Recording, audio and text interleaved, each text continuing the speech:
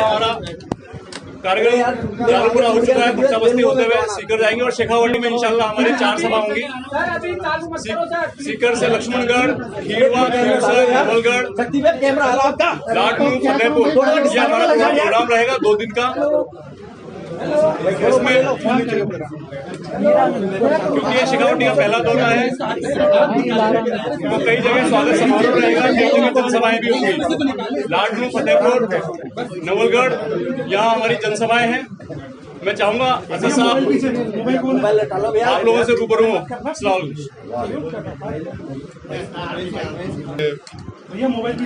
जमील खान साहब जो acting party के प्रेसिडेंट हैं उनसे आपने तफसील सुन ली।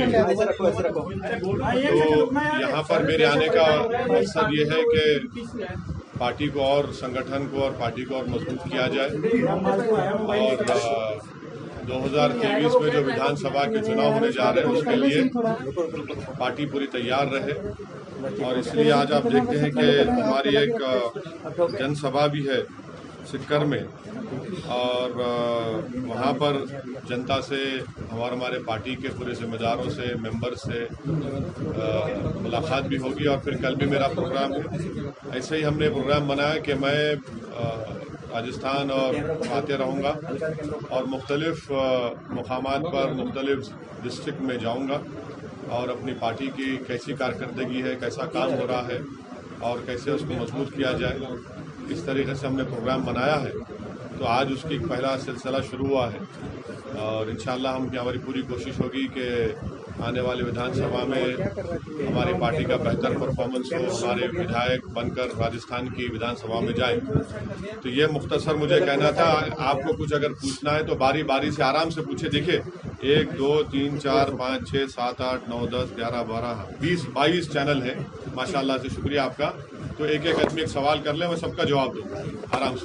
ओवैसी साहब, जितनी भी जगह पर आपकी आज ये सभा और जनसंपर्क है, ये सीधे तौर पर माइनॉरिटी का जो बाहुल्य इलाका है वहाँ, लेकिन राजस्थान का अगर ट्रैक रिकॉर्ड उठाकर देखें तो तकरीबन 15 जिलों में 36 सीट्स ऐसी हैं जो मुस्लिम वोटर डोमिनेटिंग कही जा सकती है।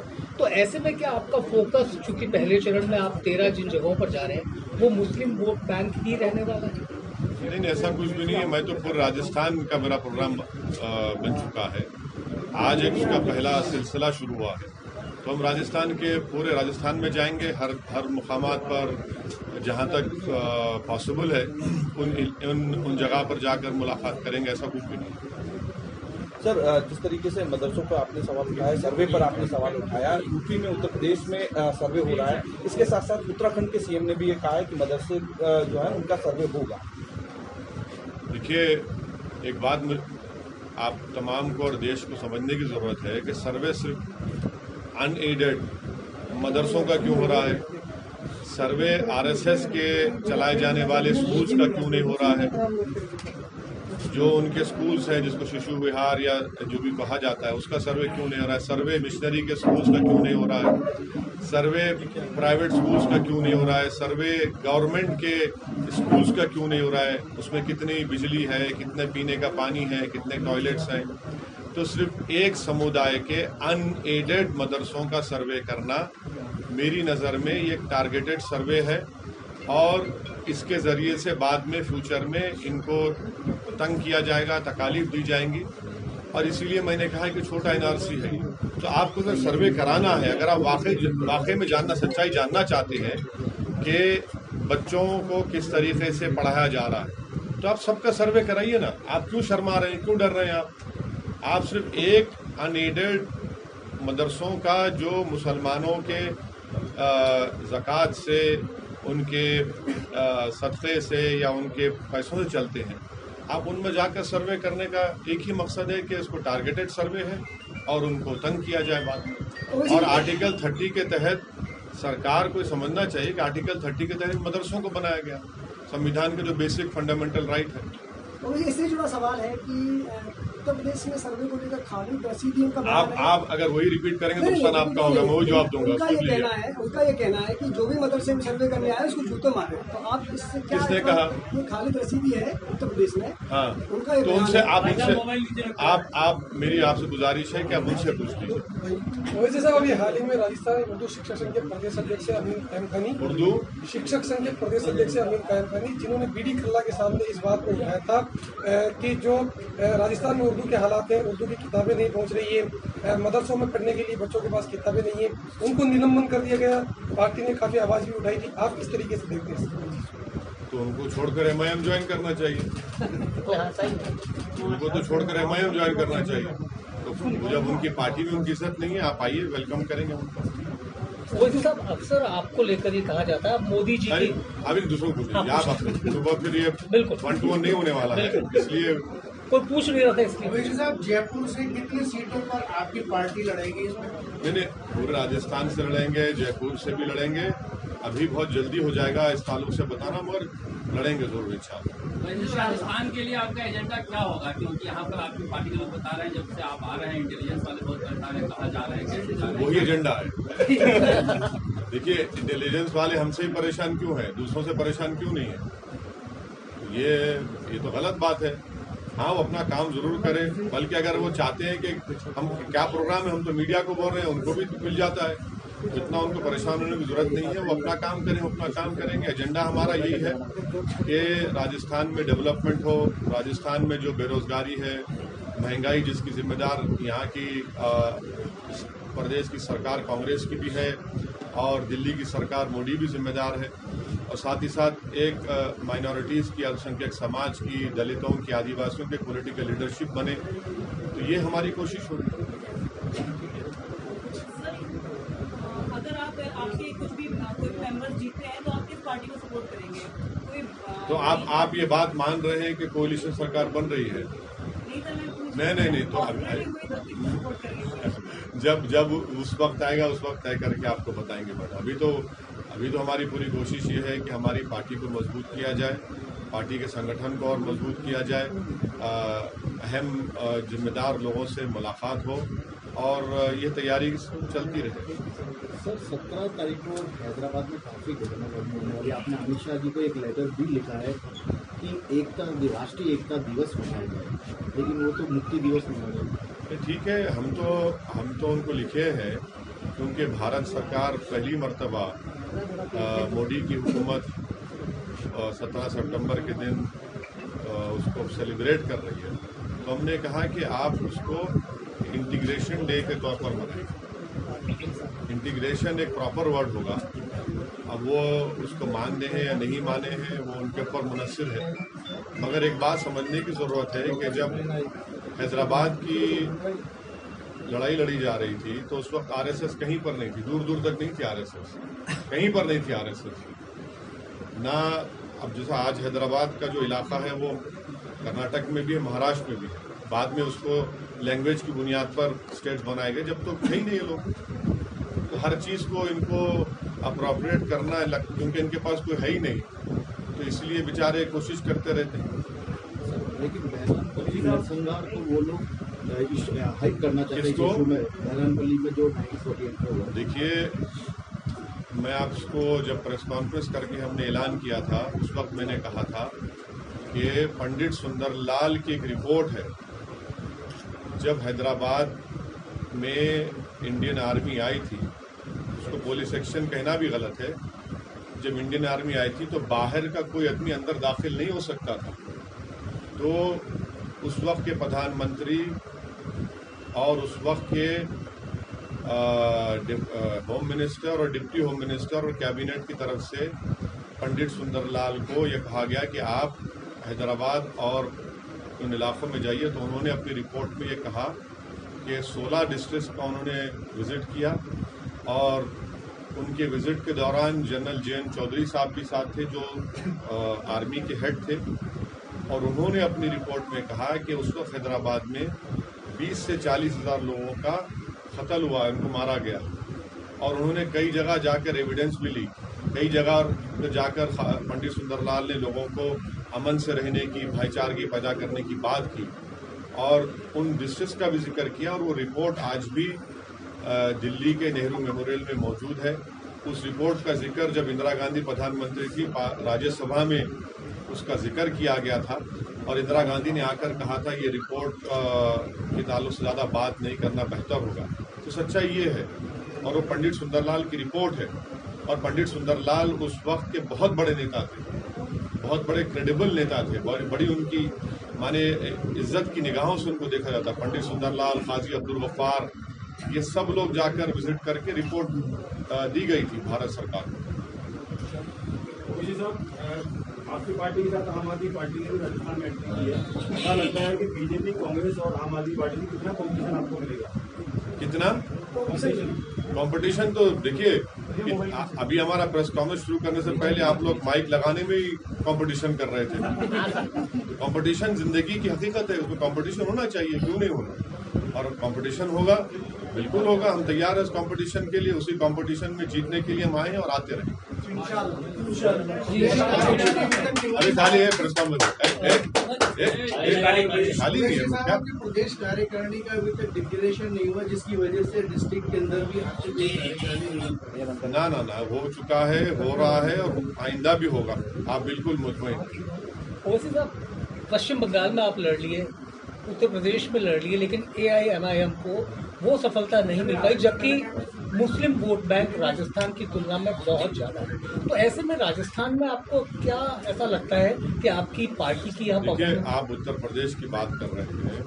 उत्तर प्रदेश में मैं बोलता रहा कि बीजेपी को समाजवादी नहीं हरा पाएगी। आप मेरे 190 के करीब मेरे भाषण है, जिसमें से 80-90% मैंने इस बात को दोहराया, उसमें सच साबित हुआ। समाजवादी को जितना मुस्लिम वोट मिला, शायद ही उनकी हिस्ट्री में इतना मिला। और अखिलेश यादव, मैंने कहा था कि इनकॉम्पिटेंट लीडर है, वो नहीं हरा पाएंगे भाजपा को, सच साबित हुआ। तो अब लोगों में उत्तर प्रदेश में ये अवेयरनेस पैदा हो चुका है कि भाई हमने इन वोट देकर अपना ही नुकसान कर लिया, क्योंकि कोई आवाज़ उठाने वाला नहीं है, कोई नाइंसाफी के खिलाफ बोलने वाला नहीं है। अब जैसा मिसाल के तौर पर मदरसों को, मस्जिदों को इलाहाबाद में बुलडोजर लगाया गया, कभी रिएक्ट नहीं किए। तो लोग देख रहे हैं। जहाँ तक वेस्ट बंगाल का सवाल, अभी से 6 सीट लड़े, और वहाँ पर भी आप देख रहे हैं कि क्या हो रहा है। वहाँ पर बंगाल में आप देख रहे हैं क्या हो रहा है, बिहार में आप देख रहे हैं क्या हो रहा है कि बिहार में सिवान में एक 8 साल के बच्चे को नीतीश कुमार की सरकार, जिसमें राजद भी है, कांग्रेस भी है, भाई बीच में मत बोलिए, 8 साल का एक लड़के को आपने गिरफ्तार कर लिया। पिछले 5 दिन से उसकी माँ बेचैन है, अपने बेटे के लिए जुदा कर दिया आपने।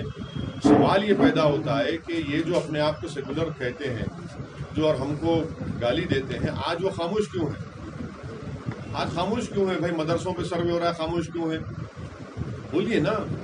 नहीं बोलेंगे तो ये इनकी हिपोक्रेसी है, ये इनका दोहरा चेहरा है, जो बुरी तरह से लोग एक्सपोज हो रहे हैं। बिहार में अब अच्छा प्रदर्शन रहा, लेकिन बिहार में इन दिनों में जंगल राज के हालात बन गए। एक आदमी निकलता है, दनादन गोलियां बरसाता है, उसमें 2 लोगों की मौत हो गई, कम से 15-20 घायल। नहीं, बिल्कुल वो उसकी हम कंडेम करते हैं। ना सिर्फ वो, बल्कि 8 साल के बच्चे को पकड़ लिए, बताइए आप। 8 साल को उसके, और पुलिस के बड़े ऑफिसर झूठ बोलते हैं। उसकी माँ बर्थ सर्टिफिकेट मीडिया को दे चुकी है, बर्थ सर्टिफिकेट आ चुके हैं। घरों पर हमले होते हैं। एक 85 साल के एक बुजुर्ग का पैर तोड़ दिया गया।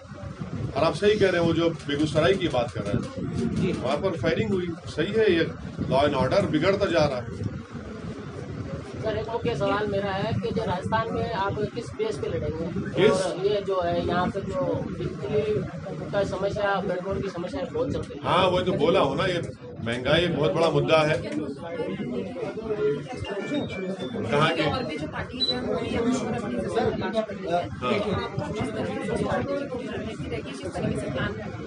नहीं, पहला तो हमारा यहाँ पर आना, पार्टी की कैसा काम चल रहा है उसका जायजा लेना, उनसे फीडबैक लेना, फिर हम भी आते रहेंगे। और हाँ बिल्कुल कंटिन्यूस होगा और इंशाल्लाह और भी सभाएं होंगी और बहुत से बड़े बड़े लोग हमारी पार्टी में ज्वाइन करेंगे जो राजस्थान में उनका एक मुकाम है, इज्जत है उनकी। सर बिहार के नीतीश कुमार उन्हें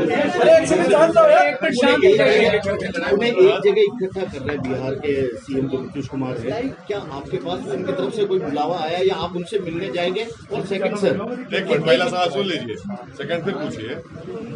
भाई आप तो हमको गाली देते हैं, आप हमको गाली देते हैं, भाई कोई चीज बाकी रखी आपने हमको, भाई आपने तो क्या क्या बोलना था बोल दिया हमको। अच्छा ये बोलिए कि अगर हम भाजपा के साथ मुख्यमंत्री बन जाते तो आप लोग क्या कहते हमको? एक बार नहीं, दो बार बने, फिर छोड़ा आपने, फिर बन गए। यही तो हम बोल रहे हैं कि भैया सेक्युलरिज्म का सेक्युलरिज्म एक गाली हो चुकी है।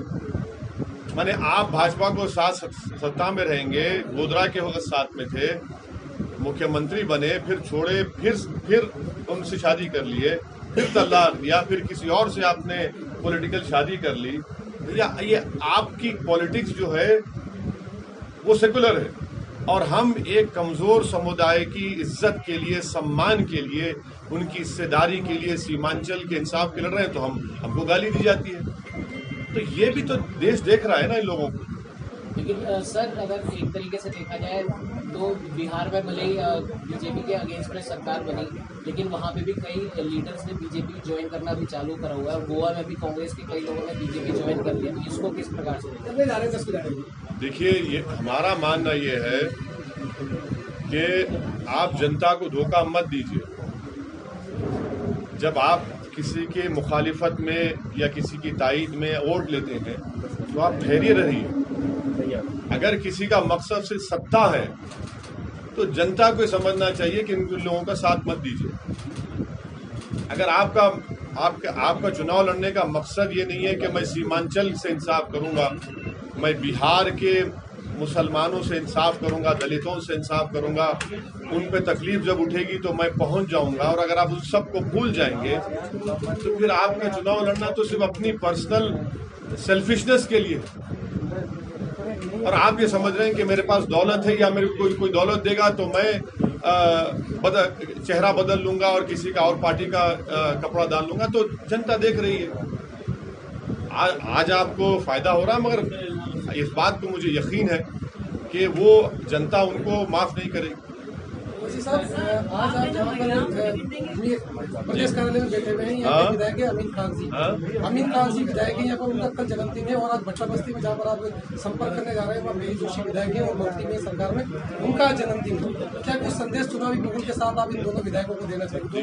देखिए मैं अपनी जिंदगी में कभी अपनी बर्थडे नहीं मनाया हूँ और मेरा मानना है कि पॉलिटिशियन को बर्थडे नहीं मनाना चाहिए। ये मेरी पर्सनल राय है, जिससे मनाइए। इसलिए कि देखिए जनता जो है ना आपके लिए धूप में खड़े होकर, भूखे रहकर, महिलाएं अपने छोटे मासूम बच्चों को गोद में लाकर 1-1 घंटा 1.5 घंटा ठहरकर आप वोट देती है। ये क्या का बर्थडे है तुम्हारा? आप अपने घर में मनाइए ना, खामोशी से मनाइए। इसको इवेंट क्यों मनाते आप लोग? इवेंट क्यों मनाना चाहिए भाई? अगर शुक्रिया अदा करना है तो आपकी माँ का शुक्रिया अदा करिए, अपने वालिद का शुक्रिया अदा करिए जिन्होंने आपको पैदा किया, पाला पोसा बड़ा किया। मगर ये जो हर चीज में हम लोग अपने सेल्फ के लिए, बस कुछ भी हो जाओ, हम जिंदा रहेंगे तो भी हमारा होगा, मरने के बाद भी हमारा पुतला लगेगा, कब तक चलेगा देश में? वो जो आज भारत में 20 करोड़ लोग बगैर खाना खाए रात में सोते हैं, रोज 450 बच्चे मेडिकल फैसिलिटी नहीं मिलने की वजह से पैदा होने के बाद या थोड़ी देर मर जाते हैं, बेरोजगारी नौजवानों का मुकद्दर बन गया और मैं केक काटूंगा। देखिए क्या है ये बताइए, ये तो ठीक नहीं है। ये मेरी पर्सनल राय है। मेरे पार्टी में भी लोग मनाते, मगर मेरी पर्सनल राय आपको बता रहा हूँ। सर मोदी जी चीतों के साथ मना रहे हैं तो उस पर आपको? मोदी जी चीतों के साथ चीते देखिए वो सही आपने कहा है। मोदी जी से जब बेरोजगारी का बात होता तो चीते को पीछे छोड़ देते बाद में। मोदी जी से पूछेंगे कि चीन हमारी जमीन पर कब्जा करके बैठा तो मोदी जी कितने ज्यादा तेज चले जाएंगे, चीन नहीं बोलेंगे। मोदी जी से बोलेंगे पेट्रोल डीजल इतना महंगा होगा तो चीते को भी डिफीट कर देना, तेज चले जाएंगे। तो उनकी तेजी इन मामलों में बड़ी है। हम उनसे कह रहे हैं कि थोड़ा रुकिए, आराम से चलिए, बताइए देश को कि चीन से आपने कहा कि चीन पीछे हट रहा है। भाई कहाँ हट रहा है चीन? डेप्सांग डेमचाक में तो चीन बैठा हुआ है। हाँ, 50,000 हमारी फौज, उनकी फौज खड़ी हुई है, तो इस पे बात ही नहीं करते।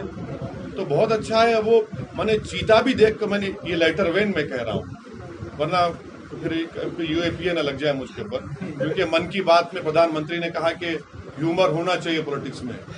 हम ये देख रहे हैं कि चीता भी मोदी जी की रफ्तार नहीं ला सकेगा, माने उनके बोलने में और उनकी खामोशी में बहुत तेज है। अच्छा है चीता लाए हैं।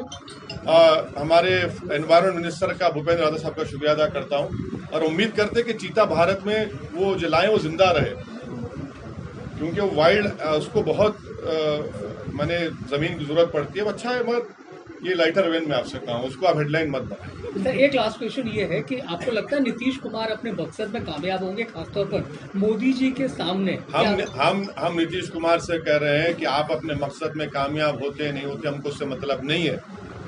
आप उस 8 साल के बच्चे को अपनी माँ से मिलाइए, सोचिए, वो भी बाप हैं कि एक 8 साल का बच्चा अपनी माँ के बगैर रह सकता है?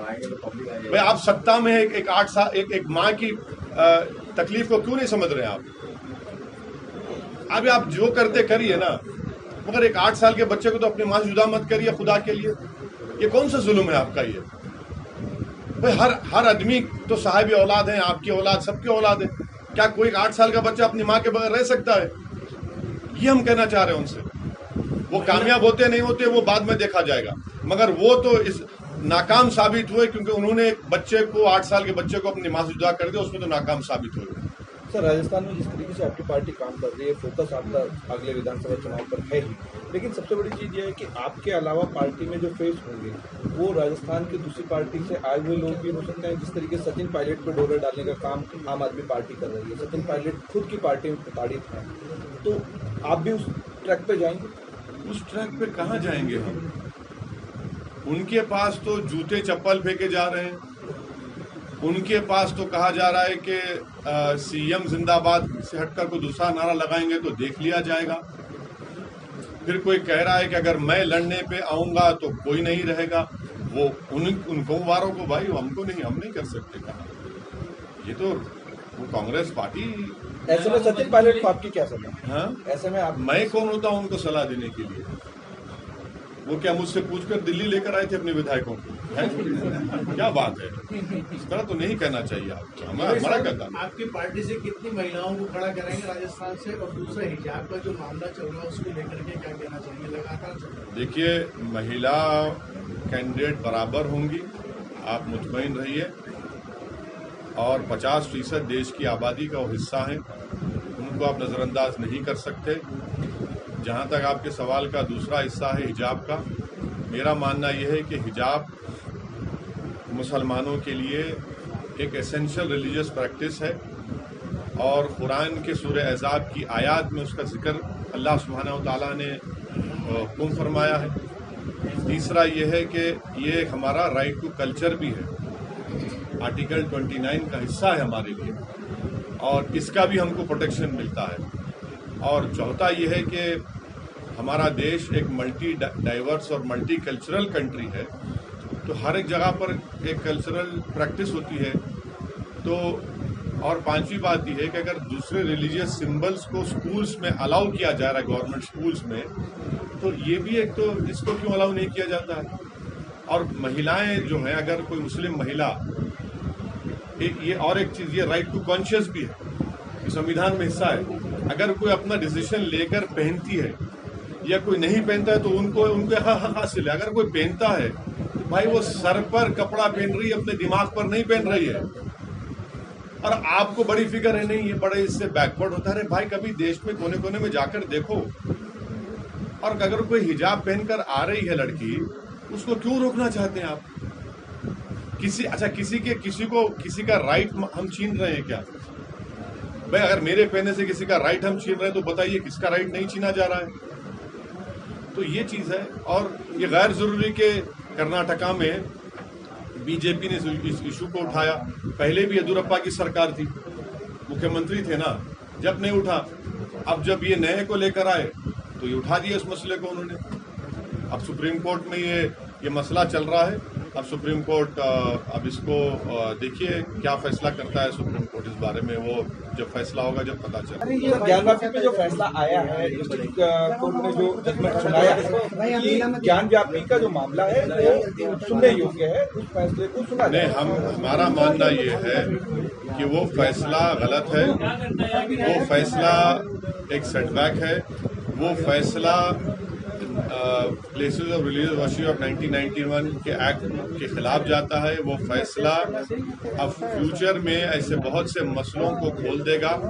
वो फैसला भारत में एक डिस्टेबलाइजिंग इफेक्ट पैदा कर सकता है, ये मेरा अप्रीहेंशन है। और छठी बात ये है कि ये जो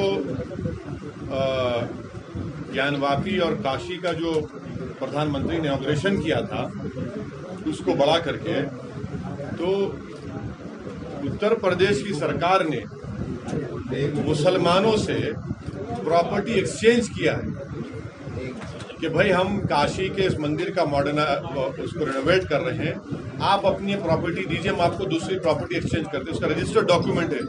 जब आप मेरे से प्रॉपर्टी एक्सचेंज करते हैं तो क्या है इसका मतलब? दूसरी बात यह है कि 1880 में खसरा का रिकॉर्ड है जिसमें कहा गया कि मकबूज़े इस्लाम और मस्जिद। तीसरी बात उसमें आपको याद रखना पड़ेगा, जो कोर्ट ने बिल्कुल ही नजरअंदाज कर दिया, कि 26 फरवरी 1942 को वक्फ बोर्ड की गज़ट इशू की गई थी कि मस्जिद के नीचे की जमीन, घर और नॉर्थ साइड ये वक्फ है। फिर दीन मोहम्मद का एक केस है जिसमें यही बात को कहा गया। तो ठीक है, सुप्रीम कोर्ट ने अपने 22 मई के ऑर्डर में कहा था कि जो भी डिस्ट्रिक्ट जज का फैसला आएगा 7 हफ्ते 8 हफ्ते का फ्रीज होगा।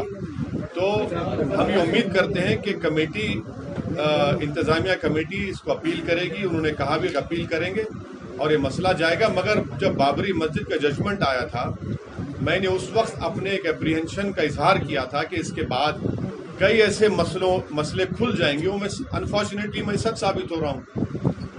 सुप्रीम कोर्ट ने जब बाबरी मस्जिद के जजमेंट में खुद ये कह दिया कि 91 का एक्ट भारत के संविधान से उसका ताल्लुक है और जो पास में जो हिस्टोरिकल गलतियां हुई उसको हम सही नहीं करेंगे, तो अब ये आप उसको खोल रहे हैं मसलों को। सर, जिस तरीके से मथुरा और कुतुब मीनार को लेकर कर चर्चा शुरू हुई है, वापस से काशी और अयोध्या की तरफ ये सारा मामला देखिए ये तो इसीलिए तो मैं कह रहा हूँ ना कि 91 का एक्ट है तो कोर्ट को कहना चाहिए 91 का एक्ट है, अब मत जाइए।